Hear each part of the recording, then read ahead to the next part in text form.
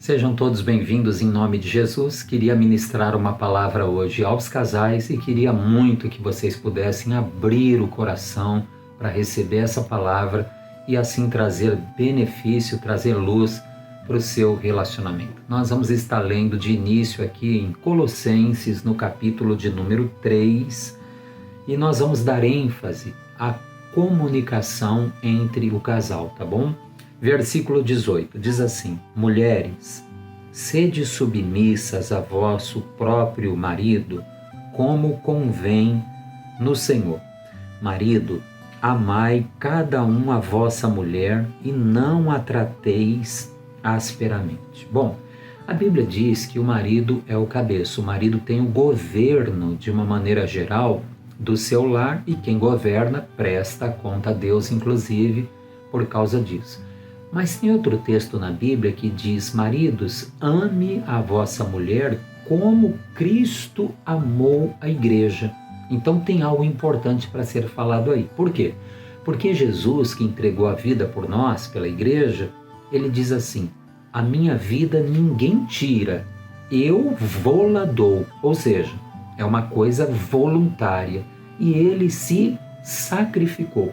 Então, marido, que você possa demonstrar para sua esposa que você a ama e você faz sacrifícios em favor dela, para vê-la bem, para realizar algumas coisas que ela deseja e está ao teu alcance, que ela possa perceber esse amor sacrificial e que não é uma coisa forçada, emburrada, mas que é uma coisa voluntária, que você possa se esforçar nesse sentido.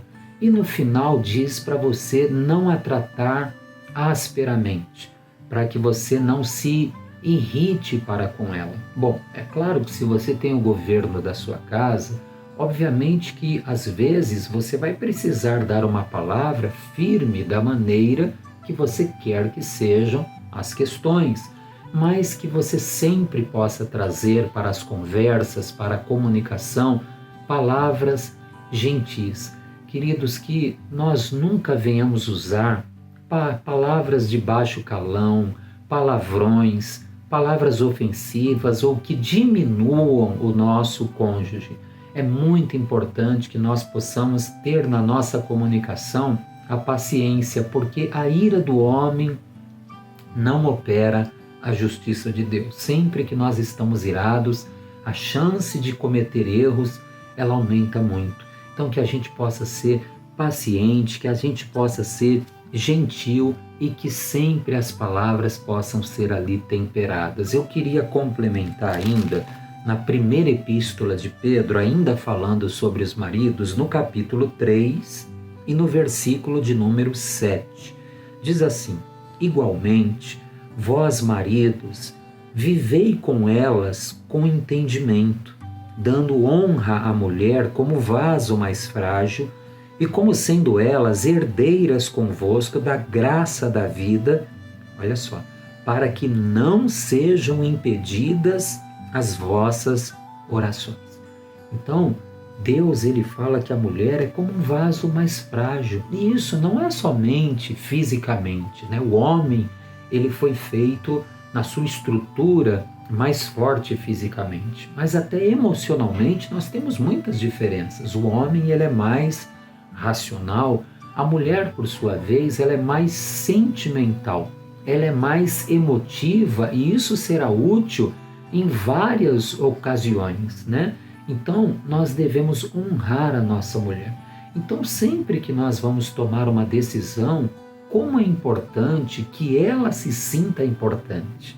Ou seja, que a opinião dela, o conselho dela, afinal de contas, ela é uma adjuntora, uma auxiliadora. Então, que a gente possa nunca se vangloriar, né? Contar vantagens ao nosso cônjuge, que a gente possa nunca demonstrar uma busca do nosso próprio interesse. Tudo que a gente vai fazer, as decisões que nós tomamos, que seja vendo o bem-estar de todos, da esposa, bem como dos filhos, não de uma maneira egoísta, né? Então, que seja muito importante isso. Eu queria também ler agora o texto desde o início, para falar um pouco também com as irmãs, né?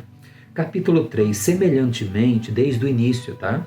Semelhantemente, vós mulheres, sede submissas a vosso marido, nós já lemos isso em Colossenses, né? Para que também, se alguns deles não obedecem à palavra, pelo procedimento de suas mulheres, sejam ganhos sem palavra. Olha que coisa bonita. Você, irmã, que de repente você tem ainda um marido não convertido, que ele possa ver você aplicando a palavra no seu dia a dia de uma tal maneira que o seu bom testemunho fale com ele. O seu bom testemunho, às vezes até em silêncio, evangeliza ele. Como? Versículo 3, observando a vossa conduta honesta e respeitosa para com ele. Se demonstra que você respeita ele. Versículo de número 3, a beleza das esposas não seja o enfeite exterior, como o frisado de cabelos, o uso de joias, de ouro ou o luxo dos vestidos.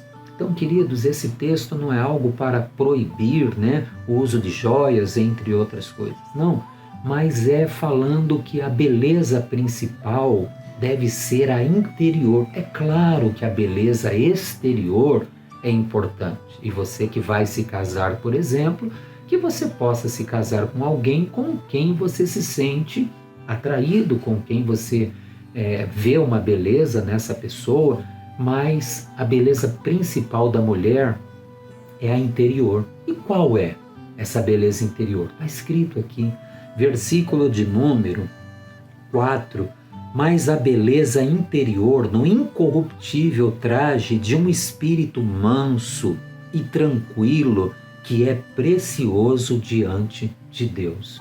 Olha só, queridas, a Bíblia diz que é melhor morar num cantinho do eirado do que com a mulher rixosa ou briguenta numa casa ampla.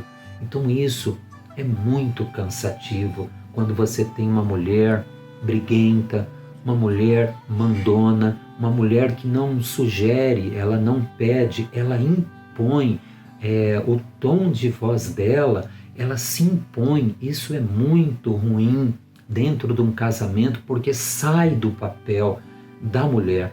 Olha só a continuação do texto, versículo 5.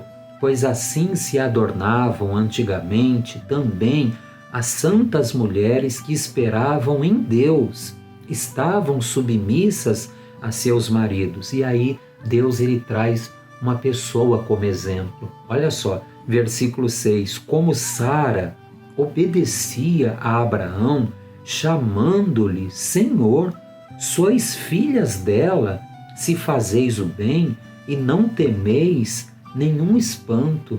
Que coisa, né? Então Sara obedecia a Abraão e lhe chamava Senhor. Então abaixo, irmã, do seu Senhor, que é Cristo, Senhor letra maiúscula, você tem um Senhor letra minúscula, que é o teu esposo. É ele que tem o governo da casa.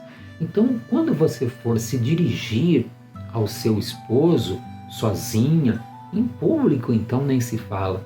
Puxa, que possa ser demonstrado ali que você reconhece que ele é quem governa, de maneira geral, o lar, que você possa respeitar a autoridade dele. Eu queria finalizar lendo um texto que está em Provérbios, no capítulo de número 12. Olha o que está escrito, e foi um rei que falou isso. Provérbios 12, o versículo é o 4. A mulher virtuosa, poxa, nós temos um texto em Provérbios praticamente só dedicado a falar sobre a mulher virtuosa, se não me falha a memória, no capítulo 31. Né? Então diz, a mulher virtuosa é a coroa do seu marido. Olha só, irmã, como você é preciosa, como você é valorosa, porque uma coroa, né, ela é feita do quê? Dos reis, né? Ela é feita de um material precioso, geralmente era em ouro e pedras preciosas. Querida, você é a coroa do seu marido. Então ela tem um valor, ela é algo precioso. quando você pega aquela coroa, a mulher é a coroa do marido, quando você pega aquela coroa e leva a cabeça de um rei, o que que aquela coroa faz? Aquela coroa diz assim, aquela coroa valorosa, aquela coroa bonita, aquela coroa preciosa, que é você, irmã. Quando é colocado na cabeça de um rei, a coroa diz, é ele quem governa, é ele quem tem autoridade. Que a sua conduta possa espelhar isso, né? Então vamos finalizar aqui, diz assim, ó, a mulher virtuosa é a coroa do seu marido, mas a que procede vergonhosamente é como apodrecimento dos seus ossos. Puxa vida. Então, quando a coisa acontece diferente, isso vai matando o homem por dentro. Isso vai cansando, né? Aqui o envergonha, né? Aqui ergue a voz para ele, aquela que ao invés de sugerir com sabedoria, de aconselhar, de pedir algo, ela impõe. A fala dela, ela usa de autoridade para com seu esposo. Então, isso vai matando o homem por dentro e vice-versa. Quando o homem trata a mulher de uma maneira impaciente, áspera, grosseira, isso também vai cansando, minando o casamento. Casais, que eu possa ter sido feliz nessa palavra, que vocês possam estar com o seu coração aberto para receber e que isso possa trazer benefício para o seu relacionamento. Deus abençoe a todos, em especial aos casais, em nome de Jesus.